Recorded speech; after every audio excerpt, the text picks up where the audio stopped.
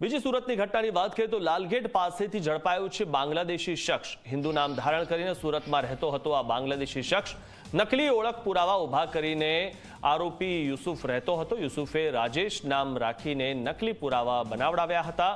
રાજેશ નામનું લાયસન્સ, આધાર કાર્ડ, ચૂંટણી કાર્ડ તેની પાસેથી મળી આવ્યા છે। 1.5 વર્ષ અગાઉ બાંગ્લાદેશી એજન્ટ મારફતે ભારત આવ્યો હતો। પશ્ચિમ બંગાળના રસ્તે થઈને યુસુફે ભારતમાં ઘૂસણખોરી કરી હતી। બાંગ્લાદેશીઓને ભારતમાં ઘૂસણખોરી કરવી આટલી બધી આસાન થઈ ચૂકી છે કે તેઓ નામ બદલીને આધાર કાર્ડ પર બીજા નામ કરીને પણ તેઓ ભારતમાં રહે છે અને આવી રીતે ક્યારેક પકડાઈ જાય છે। ભારત બાંગ્લાદેશની બોર્ડર ઉપર અવારનવાર ઘૂસણખોરીના અનેક કિસ્સાઓ સામે આવ્યા છે। ખાસ કરીને બાંગ્લાદેશની જે બોર્ડર છે તે ક્રોસ કરીને ભારતમાં આવતા હોય છે અને ભારતમાં ટ્રેન મારફતે સુરતમાં સ્થાયી થવાના અનેક જે કિસ્સાઓ છે તે આપને સાંભળ્યા પણ હશે।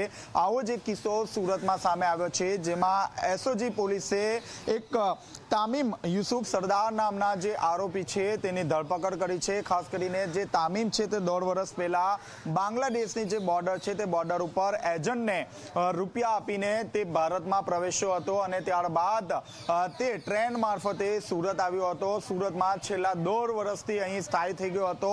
સુરતમાં તેને પોતાનું જે નામ છે તે હિન્દુ નામ ધારણ કર્યું હતું। રાજેશ સરદાર નામથી તે અહીં કડિયા કામ કરતો હતો અને અહીં જ સ્થાયી થઈ ગયો હતો। પરંતુ એસઓજી પોલીસને બાતમી મળી હતી કે બાંગ્લાદેશી જે યુવાન છે તે યુવાને પોતાનું જે નામ છે તે નામ ખોટું ધારણ કરીને અહીં ગેરકાયદેસર રીતે વસવાટ કરી રહ્યો છે। જે બાતમીના આધારે એસઓજી પોલીસે તામીમ યુસુફ સરદારની ધરપકડ કરી છે અને હાલ તેને જેલ ભેગો કર્યો છે। હાલ તો તામીમ પાસે જે ડોક્યુમેન્ટ છે તે ડોક્યુમેન્ટ પણ બોગસ હોવાનું સામે આવ્યું છે।